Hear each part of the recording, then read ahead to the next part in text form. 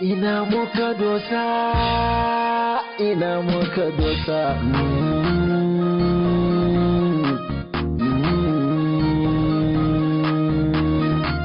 Ƙasar haifata, ƙasar haifata. Ina muka dosa, ina muka dosa. Ina muka dosa, ina muka dosa.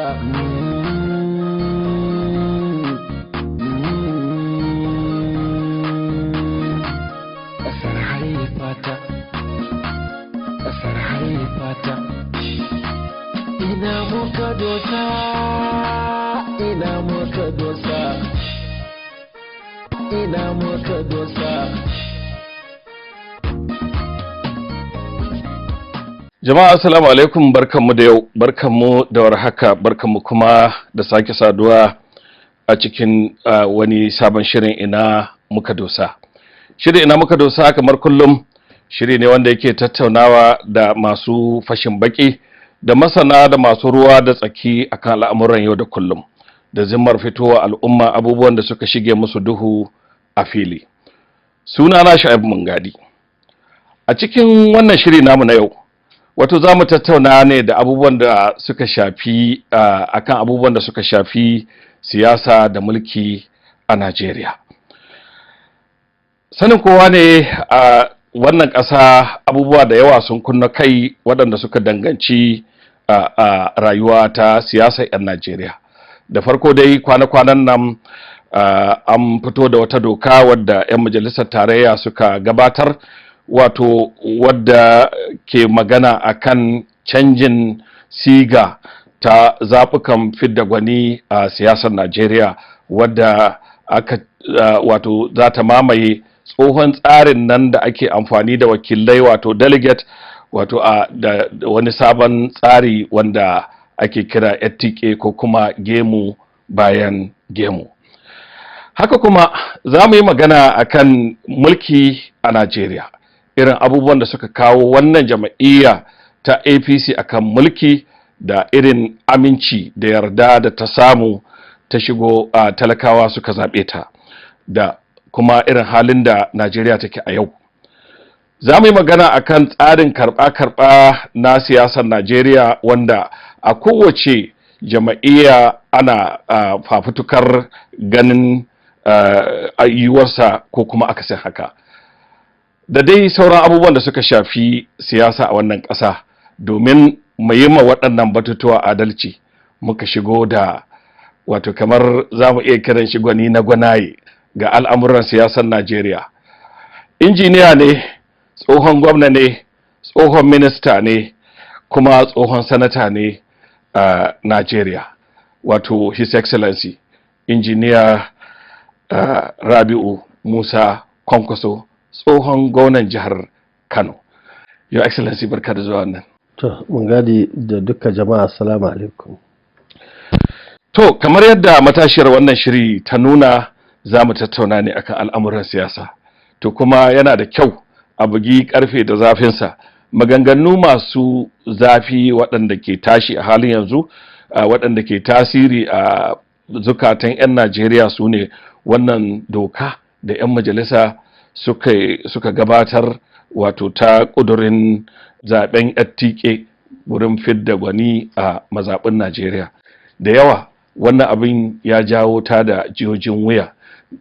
Waɗansu gwamnoni musamman ana ganin ba su yi marhabin da wannan tsari ba, bayan ko 'yan siyasa da dama sun rungumi wannan tsari har ma da 'yan ƙasa. Ba mu ji abin da His Excellency Kwankwaso ya faɗa ba kan wannan, saboda haka nake so mu fara da wannan maudu'in. Menene ra'ayinka game da wannan tsari na gemu bayan gemu? To jama'a assalamu alaikum. Na farko dai ni a irin fahimta ta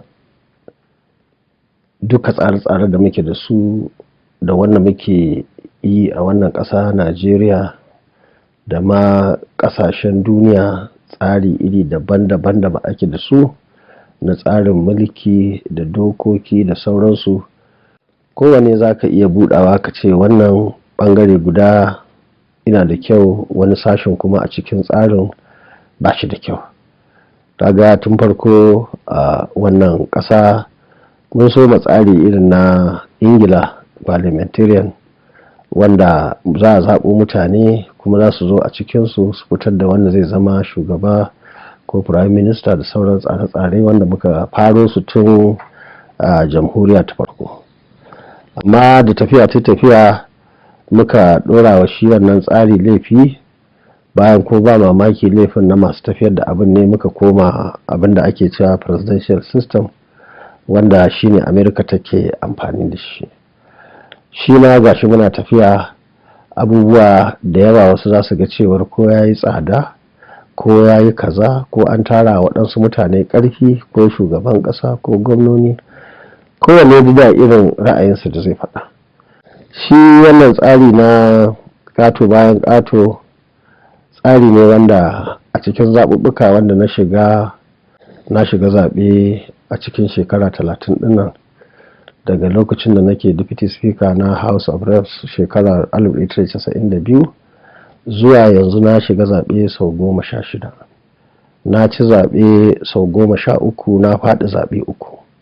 Na faɗi zaɓe ina gwamna shekara ta 2003, na faɗi zaɓe a Lagos lokacin da aka yi primary, na kuma faɗi zaɓe a Port Harcourt lokacin da aka yi primary na zaben da aka yi na shekara ta 2019. Duk a cikin wannan zaɓuɓɓuka akwai zaɓe ɗaya wanda aka yi ƙato bayan ƙato wanda na shiga, shine na 1999 wanda aka yi zaɓe wanda na zama gwamna. Wannan zaɓe da aka yi a lokacin jam'iyyar mu ta PDP, tsarinmu ƙato bayan ƙato ne. To amma da aka yi la'akari da waɗansu 'yan matsaloli da suka faru a wannan lokatai, to muka canja muka koma na abin da ake cewa yanzu delegate ko kuma wakilai. To mu da muka yi kashi nan, ni a fahimta ta kowane da ranarsa da rashin ranarsa. Ƙato bayan ƙato abu ne wanda yake wato akwai rudani da yawa a ciki, saboda abu ya shafi jama'a da yawa kuma ya shafi abubuwa waɗanda suke wato na mutane wanda za su iya, musamman yanzu da demokradiyya ta soma nisa, za a iya shigo da abubuwa da yawa wanda za su kawo su nakasa tsarin, su kawo rudani a cikinsa. To amma dai idan kana neman amsa na wanne ne yafi a yanayin da muke ciki a halin yanzu, ni ma na ɗaya daga cikin wanda muke goyon bayan a yi ƙato bayan ƙato ɗin, a tura wa jama'a dama, domin mun ga da guda biyun, mun ga kowanne, mun ga ƙarfinsa ko mun ga matsalarsa. To ina ɗaya daga cikin waɗanda duk da matsalar da muka samu na zaben da muka na shekarar 1990, to mun a gwada wannan ɗin a gani, na tabbata zai taimaka, musamman shi yana ba al'umma dama. Ma'ana in kana da mutane wanda su tafi su je su zaɓe ka. Wasu daga cikin gwamnonin arewa wato sun fito sun nuna adawa da wannan tsari, kuma sun ba da shakuwarsu cewa na ɗaya dai zai ci kuɗi da yawa, na biyu zai ɗauki lokaci, jama'iyyun siyasa sun yawa da sauran dai irin waɗannan hanzarori da suka kawo. A ganinka me yasa gwamna, tun da kai kan kai gona, me yasa gwamna zai ji tsoron a fitar da wani tsari kowane iri ne bayan waɗannan dalilai da suka bada? Shi da yawa ɗan adam, musamman mutane da yawa wanda ba su gane ba, suna tsoron abin da yake na canji.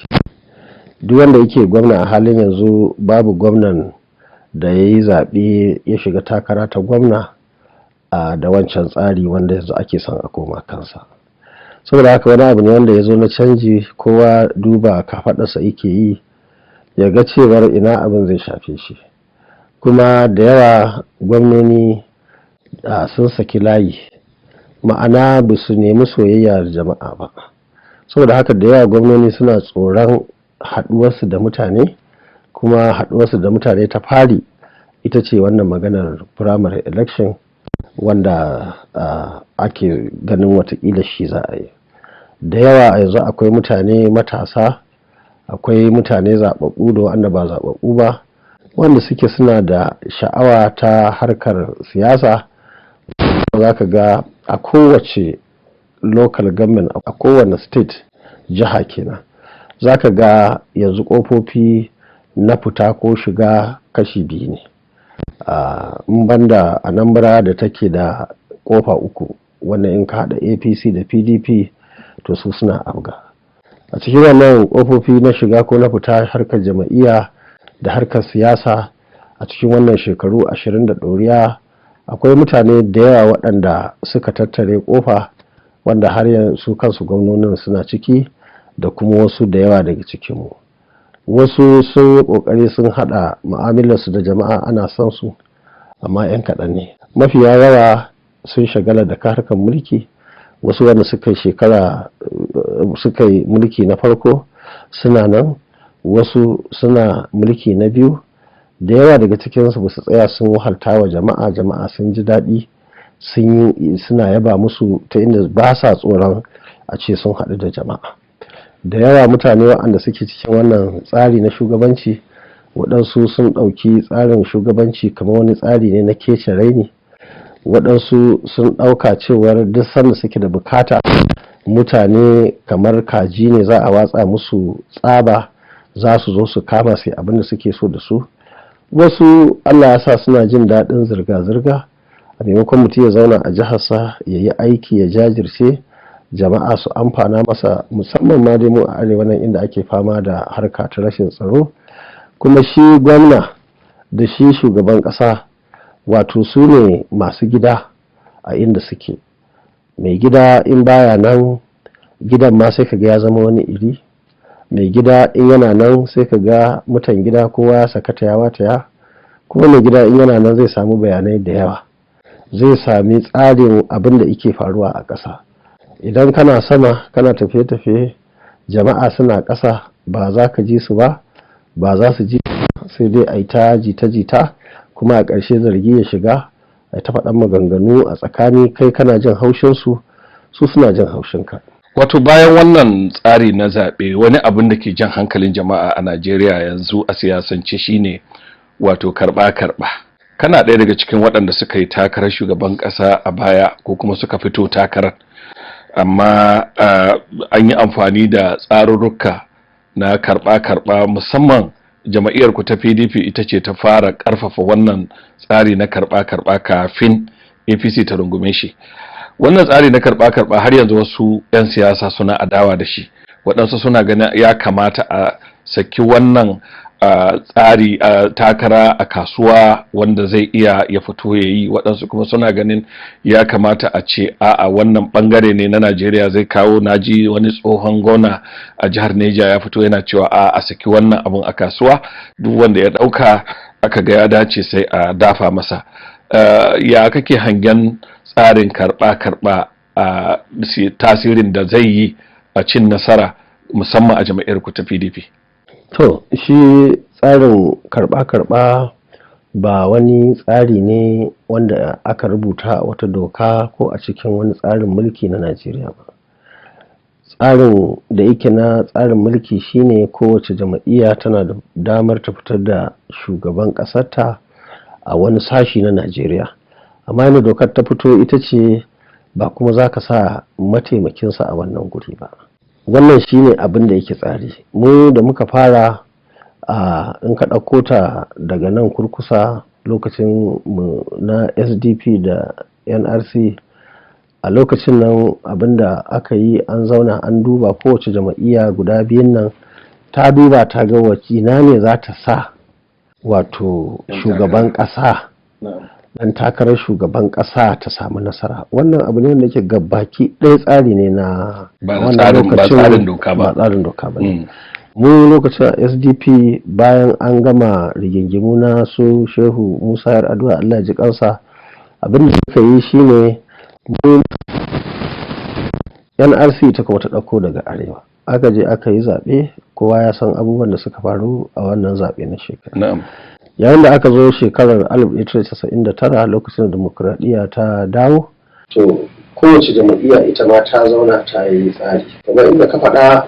Mu a wannan lokaci da mu da shugabanninmu a lokacin muka yi shawara muka ce a yanayin inda muka samu Najeriya a wannan lokaci 1979 muka ɗauko cin Olusegun Obasanjo. A wannan lokaci kaga aka zo aka yi aiki muka na siyasa, aka yi Allah ya sa ita jam'iyyar mu ta PDP ta kai ga nasara wanda ya yi shugabanci. To a wannan akwai kan PDP wanda dole ya zama wajibinta in tana so jama'a su karɓe ta, in tana so ta yi adalci sai a dawo da shi arewa. A wannan lokaci shugabanni suka zama Umar Musa Yar'adua, shi ma Allah ya ji kansa, kai ga nasara. Kowa ya san abin da ya faru, ya zo tun da shi ne mataimakinsa, wannan kuma tsarin mulki ne, bayan za ka tafi ka je ka ɗauko ni daga ko'ina in ban da shi ya zama. To in ka ɗauko tsari na PDP haka ya taho, shi kansa mun samu matsala ne shi Jonathan a wannan lokaci, wanda muke ganin da shekara 2 da ina Yar'adua muka haɗu muka zaɓe shi shekara ta 2011. Muna ganin wannan ta ishe shi kuma ya kamata a dawo da shi arewa. Shi kuma wannan lokacin ya ga wannan ba haka yake so ba, so yake yi takara. Duk shawarar da za a bashi a nuna masa cewar lokaci ya yi a wannan canji saboda harkar mulki da kuma masu basu shawara, ya jajirce cewar sai ya yi. Wato wannan tana ɗaya daga cikin abin da ya sa muka canza sheka, muka kawo canji a cikin jam'iyyar APC, wanda shugaban ƙasa na yanzu cikin yarda Allah ya zama shugaban ƙasa, kuma shi kowa san abin da ya faru. So maganar karɓa tsari ne na jam'iyya. Yanzu kaga ita jam'iyyar APC bisa ga tsari, ba tilar bane ba doka ba ce, ya kamata a ce ta kai shugabanci misali kudu domin ɗan arewa ne.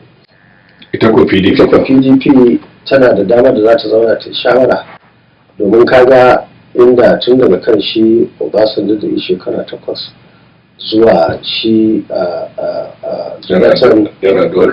Jonathan da yi shekara 6, to kuma kaga arewa dai sai shi Yar'adua da yi shekara 2. A cikin shekara 16 kudu ta yi shekara 14, shi kuma a nan arewa an yi shekara 2. To amma duk da wannan ba wai za a ce lallai ilalla sai an dawo da mulki kudu ko arewa ne. Wannan tsari ne na shugabanni na jam'iyya da dattawa da masu ruwa da tsaki a jam'iyyar PDP.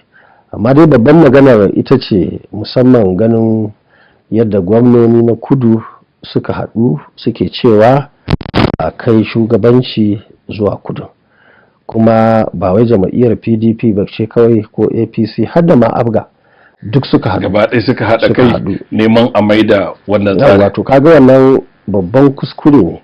To ta yaya wannan kuskuren zai, wani irin tasiri zai yi a siyasar Najeriya da ke zuwa yanzu? To wannan kuskure ba ƙarami ba ne a gurinsu, domin mu da muke cikin wannan tsari muke tafiyar da shi, kuma a cikin wannan tsari duk waɗanda suka zauna a can ɗin suka yi, ai kaga yayin da gwagwarmayar siyasar ta taso, to kowanne yana da ɗan wurin da zai zauna ya yi magana ne. Amma babban magana ita ce mu da abin muke da ruwa da tsaki, kamata a yi da sun yi shawara da mu, kuma mun fahimci ba su gane ba ne.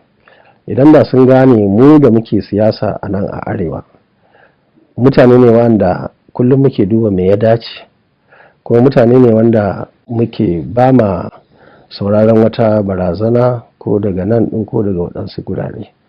Wannan kamar wani tsari ne da suka fito da shi wanda yake zai bata wannan tsari nasu, musamman ganin cewar kaga in ka faro daga ita kanta SDP.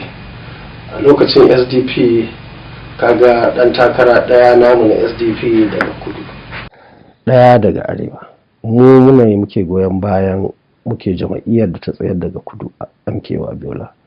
Mu ne muka tsaya muka yi ruwa da tsaki, muka yi Abiola aiki ba tare da tunanin shi ba ɗan arewa ba ne.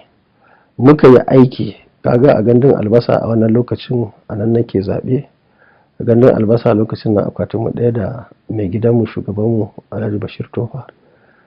Kaga anan sai da Abiola ya ci zaɓe a akwatu, sai da ya ci award, sai da ya ci a local government. sai da ya ci a jihar Kano, sai da muka yi aiki a Biola ya ci a Arewa. Kaga wannan kenan. Ko da muka zo 1999 lokacin da aka yi wannan zaɓe gwamna elect, an zaɓe ni lokacin nan rantsuwa kawai nake jira a Kano, amma muka zo muka tsaya muka goyi bayan Abiola Obasanjo, muka tsaya muka masa aiki, muka tafi har Jos, muka abin da muka yi ga namu muna kani, amma saboda halin tsarin jama'iyya da na demokuraɗiyya kuma me yake faruwa a wannan lokacin muka tsaya muka zaɓe shi. Ya ci firamare ko muka aiki, ya ci sakandare, yan raba ma a nan ba sa son sa domin ba su zaɓe shi ba, mun kuma muka zaɓe shi. Ai kaga wannan tsari ne wanda yake mu muna yin sa ne bisa na cancanta da duba zamani da abin da zai kawo ci gaba da zaman lafiya da sauransu. Kaga ko shekara ta 2011, a shekara ta 2011 duk mun yi Jonathan dan kudu ne, muna da namu yan arewa waɗansu jama'iyyu, amma mu tafi waje mun yi su ba, ko mu ce a yi su ba, shi din dai muka yi, ba mu juya masa tsari ba sai da muka gane bai gane ba, kuma aka kyale shi zai shigo mana da waɗansu abubuwa wanda suke kamar ko na raini ko na yin waɗansu abubuwa. Shi sa muka juya muka yi aiki aka fitar da shi. To yanzu mun zo wani tsari sabo daban. In yan kudu suna so su yi magana da yan arewa, to abin da ya kamata su yi shine kowa ya shiga jama'iyyarsa, ya faɗa musu dalilin da yasa. Idan suka yarda to shikenan kowa sai tafi je yi, wanda kuma Allah ya shikenan Allah ya bashi a zo a haɗu a gyara ƙasa a ci gaba da aiki. Saboda haka wannan abin da suka yi babban kuskure ne, saboda da yawa daga ciki ba su gane ma ciwon jama'iyya ba, ba su gane ita wahalar siyasa ba. Akwai mutane da yawa daga cikin 'yan siyasa 'yan gata ne kurum, ba su san inda ake share daji, ke buɗe fili, ake garuruwa a gurin ba. Yawanci mutum ne yake ganin sa kawai abin ne, bai san da ruwan famfo ya fito ba, gado ke ma daga rijiyar ƙasa aka ɗauko shi aka ɗan sa pipe take shigowa, saboda ba san alisalinsa ba. To wannan shi ne babban kuskuren da suka yi, kuma muna fata tun da akwai lokaci za su samu su gyara domin a sami ci gaba da zaman lafiya a Najeriya. Wani abu da al'umma ke hange, wato misalin siyasar 'yan arewa, salon siyasar arewa shine wato gurguzu da ku 'yan siyasa kukan yi neman mukami guda daga yanki guda, wanda ana ganin kamar yana iya kawo cikas ga zaunawar mulki musamman na ƙasa a arewa. Wancan karo da aka yi kun fito, Atiku Abubakar ya fito da sauran mutane, aka yi gurguzu a arewa. Ba mu sani ba wannan karon, wannan gurguzun a jam'iyyar PDP wani zai dangana, ko za ku zauna ku yi wani tsari inda wani zai bar ma wani a mara masa baya, ko ya abin zai kasance? To kasan zamani ne, kullum abubuwa canjawa suke. In ka duba zaɓuɓɓuka da aka yi bayan Obasanjo ya yi shekara 8 zai tafi, kowa ya yarda arewa za a kawo. A lokacin nan zaɓe ne wanda PDP ta tabbata za ta ci zaɓe. Abinda Obasanjo da sauran shugabanninmu na PDP suke tunani shine waye za su sa wanda ransu yake so, saboda kuma wasu dalilai nasu. Kaga wannan lokaci aka ɗauko zaɓin Obasanjo ne a wannan lokaci, wanda da yawa daga cikin da muke kusa da shi bai ma shawara da mu ba. Aka ɗauko shi aka sa shi domin PDP ta tabbata a wannan lokaci za ta ci zaɓe. Ko da mai girma shugaban ƙasa Umar Musa, Allah ya ji kansa, ya rasu, ai ka ga Jonathan da ya tashi ɗaukan mataimaki, ba ya ɗauko waye zai taimaka masa ne akan in zaɓe ya zo ya ci zaɓe, ko kuma wanda yake ya tabbata zai taya shi aiki ba. A wannan lokaci na tabbata ya ɗauko mataimakinsa ne bisa ga irin yana ganin zai masa biyayya, ko zai wasu kaza zai kaza. Abubuwa canjawa suke ta yi. Yanzu an kawo matsayin da yake da PDP da APC kowace za ta faɗa ta kanta gaskiya, za ta ga cewa an wani lokaci na ba wanda kake so ne za ka sa ba, ya kamata ka sa wanda ya dace. To yanzu za ku kakara ne, ko kuma za ku zauna ne ku yi matsaya? Ina zuwa da saboda haka yanzu an zo wani abu da ake cewa an zo harkar siyasa. a harkar siyasa ba wai wanda kake so ne lallai ilalla za ka ci za ka tsaya ba, sai dai ka zaɓo wanda zai iya cin zaɓe ko kuma wanda in ya ci zaɓen ma zai iya yin aikin. Yanzu abubuwa biyu ne, mun samu kanmu a cikin wani yanayi wanda yake ba ka ci zaɓen ne kawai magana ba, kama yi aikin fitintunin da suke ƙasa a halin yanzu a ƙasar nan na harkar tsaro, na harkar tattalin arziki da sauransu. Dole mai hankali ko wanda za su fita a jama'iyyarsu ko wanda za su je su yi zaɓe na digiri, dole masu hankali sai sun wannan, sai sun la'akari da wa'annan. Kuma alhamdulillahi yanzu na ganin labarin da muke ji da yawa daga cikin jama'iyyun sun so da tunanin makomarsu da, musamman ita APC da yawa, musamman kafin a yi zaben Anambra din nan, waɗansu suna tunanin kawai sai wanda suke so za su sa jami'an tsaro, za su sa INEC da yawa abokan musamman za a yi karfa a kwaci. Ni kafin sakamako ya fito na Anambra, duk da na san APC tana da matsala, amma wa'anda suke manya-manyan maganganu a cikin APC da gwamnatin APC na ɗauka kurum ba ma a East din za a je a rubuta sakamakon ba, na ɗauka ma Abuja za su rubuta. To amma ko sun rubuta kaga sun kasa fitowa da shi, sun tafi an je an buga, APC ta zo ta uku, kuma suna ji suna gani shugabanninsu ma sun goyi bayan zaɓe an yi shi mai kyau. To saboda haka kaga wannan manuniya ce.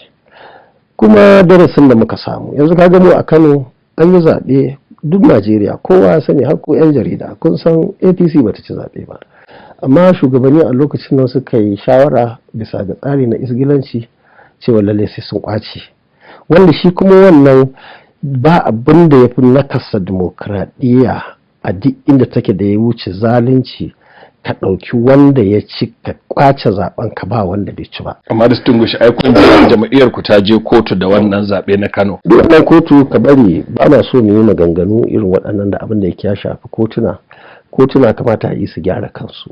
Abin da aka yi a kotuna a mun sani, kuma da mai hankali ya riga ya sani. Suna dawa tambayar mu ko suna waɗanda suka yin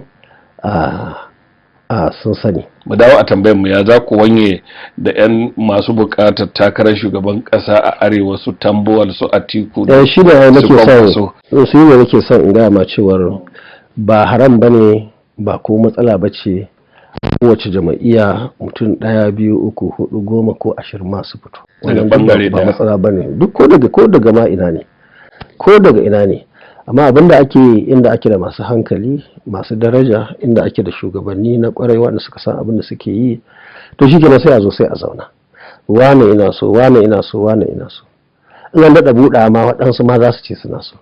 Inda kasawa ake a faifai ma kusan duk gidan da ka je sai ka samu wanda yake so. Amma babban magana ita ce sai a duba tsakani da Allah, musamman a irin wannan yanayi. Shine na shigo maka da wannan tsari na an kawo lokacin dole jama'iyyu wacce take da hankali ta hankali, ai karatun ta natsu, a tabbatar da cewar jama'iyya ta sa wanda zai ci zaɓe. Kaga tsakanin tam na farko zuwa tam na biyu a jama'iyya a dimokuraɗiyya, shugaban ƙasa yana da ƙarfi, gwamnoni suna da ƙarfi, suna faɗa a ji, suna da kaza. Waɗansu suna so in an dawo a yi musu extension, na ƙara musu lokacin su yi na biyu. Wasu suna so su yi kwangila, wasu suna so a sake mayar da su kujerunsu da sauransu. Amma in aka zo tsari na biyu, musamman a shugaban ƙasa, wannan lokaci ne wanda yake na rauni sosai da sosai, wanda ma ya kamata su je su yi satar ƙuri'ar ko su bubbuge mutane, su ba lokacin hankali da nutsuwa ta so mu shiga kansu. To shi yasa yanzu shekara ta 2023 din zaɓe ne na musamman za a yi shi. Talakawa yanzu idansa ya buɗe, babu wani talaka a ƙasar nan, musamman dai mu a nan a arewa, da bai san irin abin da yake faruwa ba, da kuma bai san abin da yake so ba.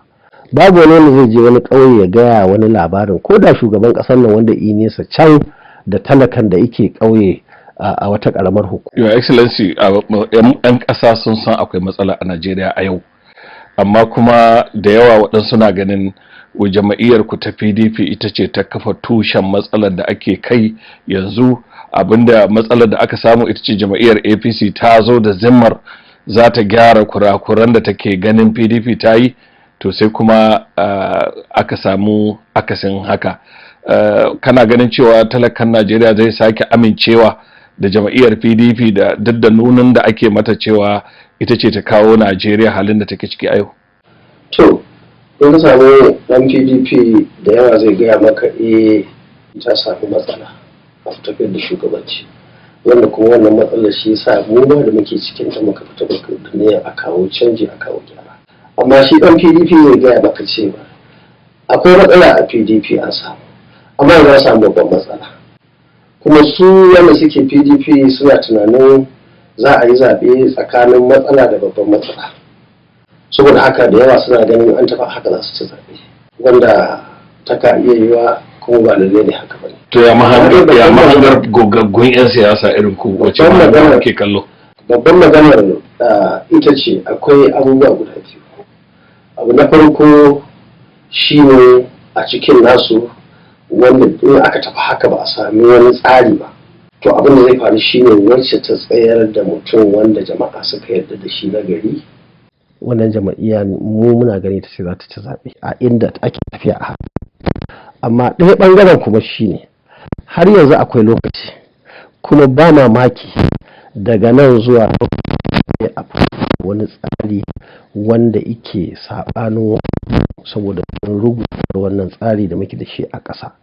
Saboda haka dama wacce za ta ci zaɓe ko dai a ciki a ce oke duka wa'annan sun samu masu, amma wannan mutum da yake cikin waccan jama'iyya muna ganin nagari ne zai canza. Wadda ba APC ba PDP ba. A cikin PDP da APC. Na'am, za a ce to kila da baki kirin wanda baki. Wannan za a iya ko ba mamaki ma a samu farin a cikin guda biyu. Tun da magana ce mu inda muka fahimta. Shugabanci shine ginshiki na me zai faru ko a gida ko a unguwa ko a gari ko a jiha ko a ƙasa. Idan aka samu shugabanci, yanzu ka ga lokacin da mai girma Muhammadu Buhari sun zama shugaban ƙasa shekara ta 2015, ai a wani lokaci ɗan sandan aka gan shi a hanya ka ba shi cin hanci, tsoro sai ya nuna duba kafaɗarsa, ya so tsoro saboda ganin cewar canji ya so. Za mu shigo maganar canji, amma a halin yanzu za mu je hutun rabin lokaci. Shirin ina muka dosa ne muke tattaunawa da wato tsohon gwamnan jihar Kano, injiniya Rabi'u Musa Kwankwaso. Idan mun dawo da hutun rabin lokaci za mu shiga salon mulkin da ake kai a halin yanzu da abinda su 'yan siyasa ke kallo ya zama ummul haba'isin jawo kasawa ko kuma rauni na halin da ake ciki, wanda yake kokarin jefa ƙasar nan a ni yasu. Sai ku dakance mu.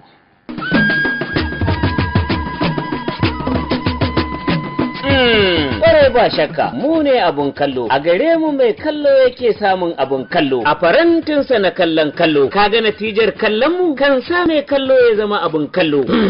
Malam, duk kayan kallon da ba farin wata sha kallo, tabbas mai kallo na da sauran kallo. Shi za mu kai musu nisan gaba da sauran masu kayan kallo, masu sauran kayan kallon ma muka zama musu abun kallo, muka amsa sunan mu farin wata sha kallo. Kaji katafaren TV dan iyali, jerin shirye-shiryen mu na kallo, kama daga zangon karin kumallo, shirin barka da safiya, shirin muhawara, shirin taskira, ga shirin kudirina, ga shirin rayuwata, shirin girke-girke, makula, shirin tanɗe-tanɗe, ga kukan kurciya, ga shirin al'adu, lafiya jari, ga shirin kan tafi da tafin hannu, kaga sai ƙwararren mai bakar goro, wakoko, ga shirin na zauna gwanin kokowa, turmujinjin kallo dan daɗin kallo, ga shahararren shirin idan mekiya, fashin baki kan mulki da siyasa. Muna nan kan decoder NTA Star Time channel na 178 da na 470 dan mai kallo. Taken mu kenan, tashar TV don iyali, kirarin farin wata sha kallo.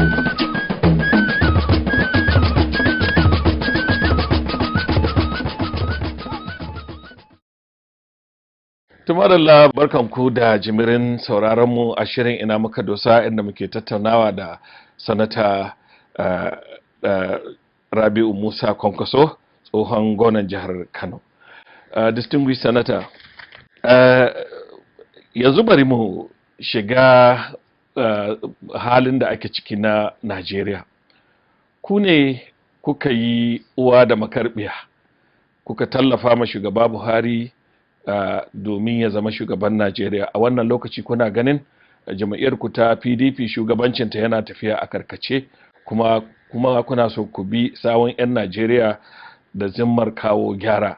To amma halin da ake ciki sai aka ga kamar an yi kamar gyaran idon biri. 'Yan Najeriya suna kuka da irin wannan halin da ake ciki a yau. Akwai manya-manyan ƙudurori guda 3 da shi shugaba Buhari ya shigo da su wanda ya ƙarasa 'yan Najeriya suka amince da shi. Wato ya ce zai ƙarfafa tattalin arzikin ƙasar nan, zai farfado da shi. A wannan lokaci kuma mun ji ministan kuɗi ta wannan lokaci tana cewa tattalin arzikin Najeriya ko shakka babu ya doshi ƙasa. Haka kuma ya zo da zimmar yaƙi da cin hanci da rashawa wanda 'yan Najeriya ke ganin a lokacin da yana shugabanci da kaki ya yi wannan aiki, kuma ana ganin kamar yanzu zai zo da sauƙi, za a wato shafe matsalar cin hanci da rashawa a Najeriya. Haka kuma ya zo ya tarar da matsalar tsaro wanda al'umma tana cikin halin ni'asu, kuma aka yi musu alkawalin cewa shugaba Buhari zai yaƙi matsalar tsaro kuma zai kawo tsaro cikin ƙanƙanin lokaci. Yau halin da muke ciki, me za ka ce yana faruwa a Najeriya? Wace irin nasara in an same ta? In ba a samu ba kuma me ya kawo rashin nasarar? To jama'a assalamu alaikum. Na farko dai akwai kurakurai wanda su gwamnati suka yi daga farko, wanda kuma wannan ya foundation wanda har yanzu ba a iya warware shi ba kan harkar ita wannan gwamnati kenan. Ita wannan gwamnati. Na'am. Na farko ita gwamnati idan aka kafa ta, duk wanda yake ya bada gudunmawa babba da karami da na tsakiya kamata a yi a jawo shi, a rike shi, a tabbatar masa da cewar an yarda ya bada gudunmawa, wanda za a ce ga inda za ka zauna, wanda za a ce ga aikin da za ka je ka yi. Talakawa da suka yi ƙuri'a a tafi aje su ƙauyuka su da garuruwa su aka musu ayyuka na alheri. To wannan an samu matsala a wannan gwamnati, wanda da yawa daga cikinmu waɗanda muka yi aiki har Allah ya kawo wannan gwamnati shekara ta 2015 sai aka samu rashin sa'a a yawa daga ciki wanda muka zo, musamman wanda muka zo da mafi yawan mu muka ga cewar akwai matsaloli na kula da sauransu, wanda da yawa daga ciki muka bari muka koma PDP, duk da daga PDP muke bisa da matsaloli da matsaloli a ciki. Bayan waɗanda suka yi aiki, akwai mutane wanda suke yan Najeriya da baki ɗaya da wanda suka yi zaɓe a waɗansu jam'iyyu da ma waɗanda ma ba su yi zaɓen ba kwata-kwata, kowanne yana da haƙƙi. Wannan mutane su kuma za a jawo su a jika, a yi magana da su, manyansu da ƙananansu. Manya don mutum ina wata jama'iyya, gwamnati kamata yi ta san duka kasuwanmu ɗaya da mai gwamnati da mara gwamnati. In tsaro ne za ka tashi daga nan za ka tafi Kaduna, ba wanda zai tare shi wace jama'iyya kake sana ɗauke da kowa tare. Da sauran dukkanin abubuwa, in makarantu sun yi kyau duka 'ya'yanmu ne suke so, idan asibitoci sun yi kyau dukkanin wani ne ke ba, da sauran abubuwa wanda ya kamata a ɗau mataki tun a wannan lokaci. Duka ga a wannan lokaci da yawa mutane da fahimtar mu, waɗansu 'yan kwangila ne ba 'yan siyasa ba, wasu 'yan uwa ne da abokan wanda ba 'yan siyasa ba, duk da kowa ɗauki shi kansa ko minista ka zama ko gwamna ka zama ko kansila ka zama bisa ga tsari na zaɓe ko naɗi, kowa ganin ke wani babban gari ne shi a harkar siyasa. Wato dai ya zagaye kansa da mutanen da ba za su iya tallafa masa. Wannan mutanen ba ma ba za su iya tallafa masa ba, kuma su ne suke ɗaukar guduma, su suna sama wajen shugabanni. Duk wani mutum wanda iya kuri ya je ya ba da gudunmawa sai sai amfani da wannan gudunmawa su buge shi kasa. Duk wannan abubuwa sun aka zo yanzu misali a lokacin da muka yi shekara ta 2011 sai na sai dole bisa da tsarin fahimta ta a mako daya na je na kaddamar da majalisa, na zaɓo kwamishinoni na kai musu suka tace suka dawo da shi da tsakanin lahadi da lahadi kwana 7 na fara mutum na kansu na majalisa ta jiha. Amma kaga saboda rashin ganewa sai da aka kusan wata 6 a nan ana jiran nan to shi ko mulki kullum kwanan duniya kamar masara su yau in ka shuka ta in dai ruwa yana dukanta, ma'ana in dai tana nan da ranta, in ka ba ta taki ta girma, in baka ba ta taki ba tana tafiya, in aka kai wani matsayi za ta fitar da kanta a zimbire saboda ba a yi mata abin da ya dace ba. A ƙarshe wannan matsala wata har abada ba za ta warware ba har mutum gana. Mu ɗauka falle me za ka ce game da yunkurin wannan gwamnati na farfado da tattalin arzikin da take cewa a karye yake ko da ta shigo? Menene take ba daidai ba wanda ya kawo abubuwan nan duk matsalolin da muke da su ke shige su na farin su ne siyasa. Idan siyasar ka baka shiga ta kasaita ta, to kana da matsala a tsaro, kana da matsala a tattalin arzikin ƙasa, kana da matsala a tattalin akan harkar ilimi. Dukkanin abin da ka zo ka ce za ka yi sai wani abin ya sha. Za mu yi shugaba Buhari ya ci zaɓe ba tare da ya shirya mai zai ya wani salon mulki zai ma Najeriya ba? Ko ka shiga don mai zaɓe ba ka shirya ba, in Allah ya sa ka ci zaɓe, in ka fahimci abin da kake so ka yi, domin ita gwamnati ba ya kwakwalwar karkatun su take aiki. Kwakwalwar al'umma ma dole za ka yi amfani da ita. Amma ba za ka yi amfani da ita ba sai kai ɗin ka gane cewar akwai bukata kuma suwaye suke da kwakwalwa. Idan ba haka ba ka samu shugabanci, mutanen da suka zo duk wani mai daraja zai koma a tuka. Wanda za a gani kullum ya zo gate ana da gina da shi ala kulli halin su ya shiga. Wannan ba ya ɗaya daga cikin masu daraja ko kuma wanda suka sa abin da suke. Wanda suka sa abin da suke jira suke a ce a so. Wanda suka sa abin da suke suna can suna hidima da jama'a, wa'anda suka san abin da suke ba za su ga wani abin da ya shafi wulakanci ba, domin komai ka sani na duniya yanda ya zo zai tafi. Me ake ba daidai ba game da farfaɗo da tattalin arziki? To shi ne nake son in gaya maka abu na fari shi ne wannan maganar ta shafi siyasa. Siyasa in ka ci zaɓe zai wahala inda jama'u suke yanka ƙirga ƙuri'u ka ga mutum ya samu 50 cikin 100 ko da ma na rijistar bai ta sai wani suka rijista. Ba maganar al'ummar da baki ɗaya ake ba na ƙasa ba.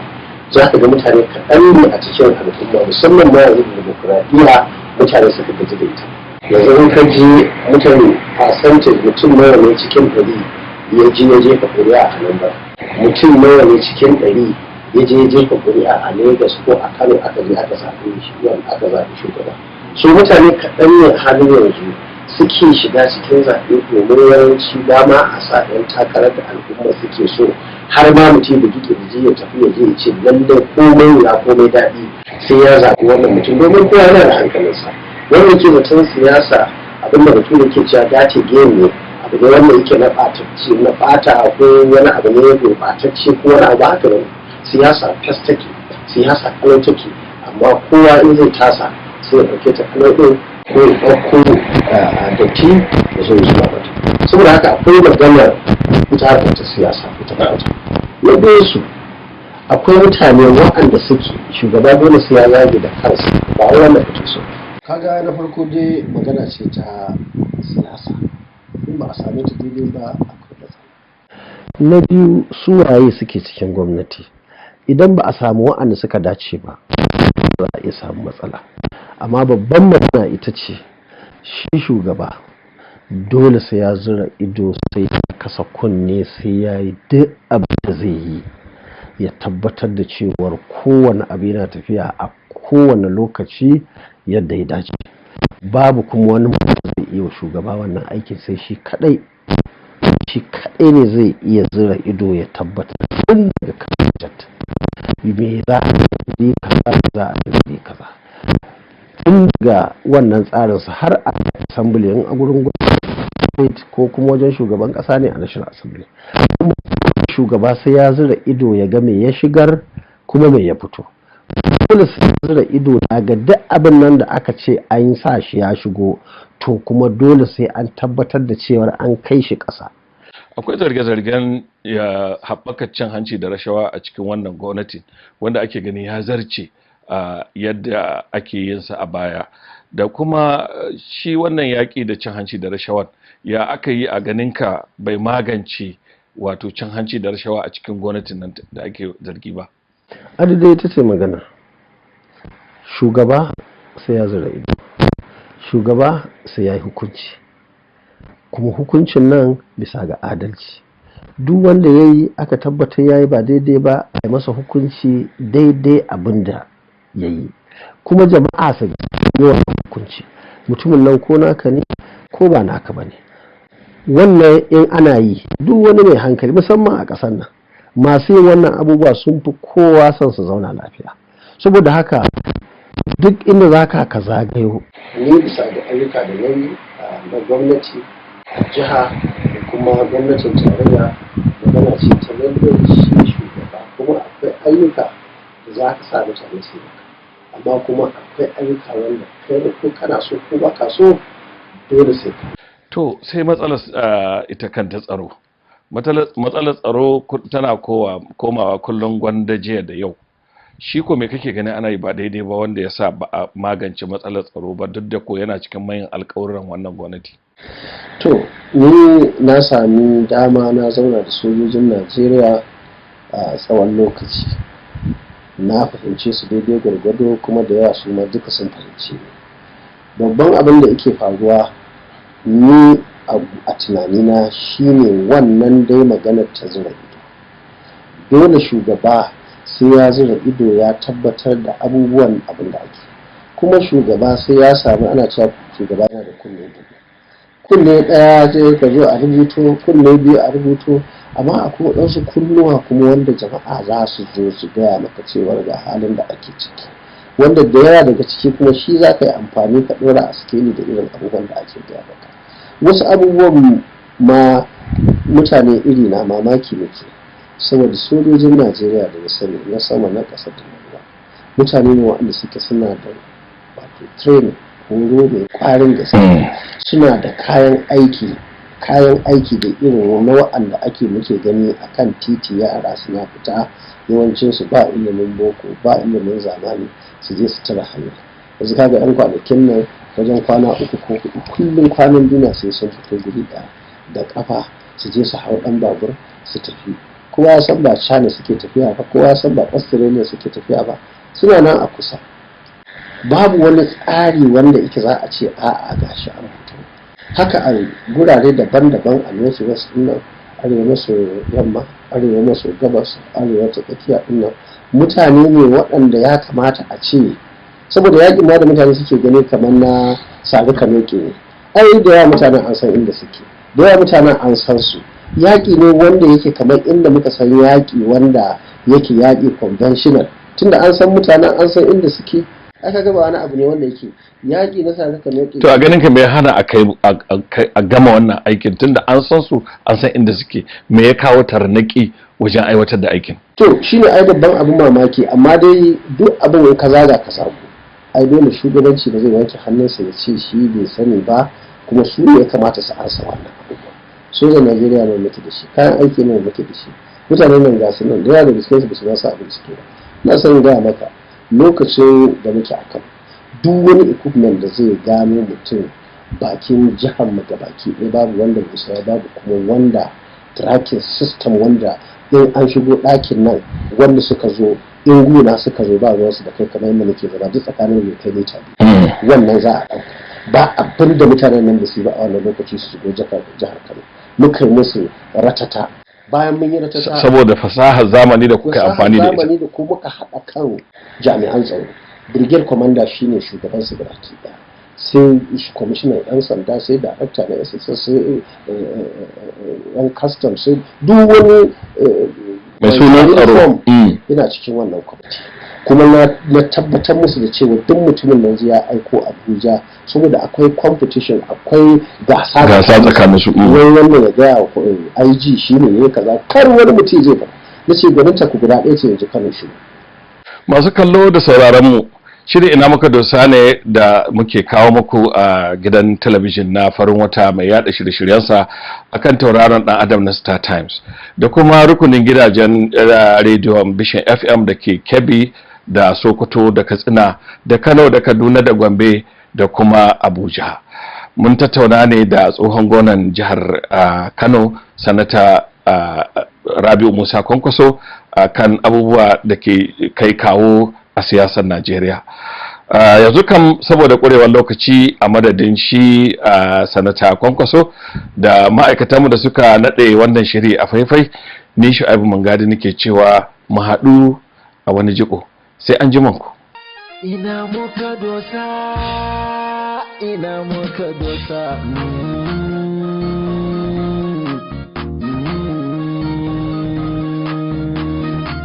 Ƙasar haifata, ƙasar haifata. Ina muka dosa, ina muka dosa. Ina muka dosa, ina muka dosa.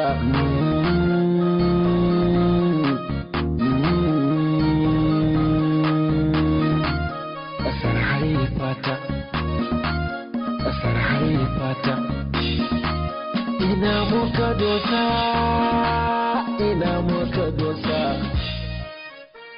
Ina muka dosa.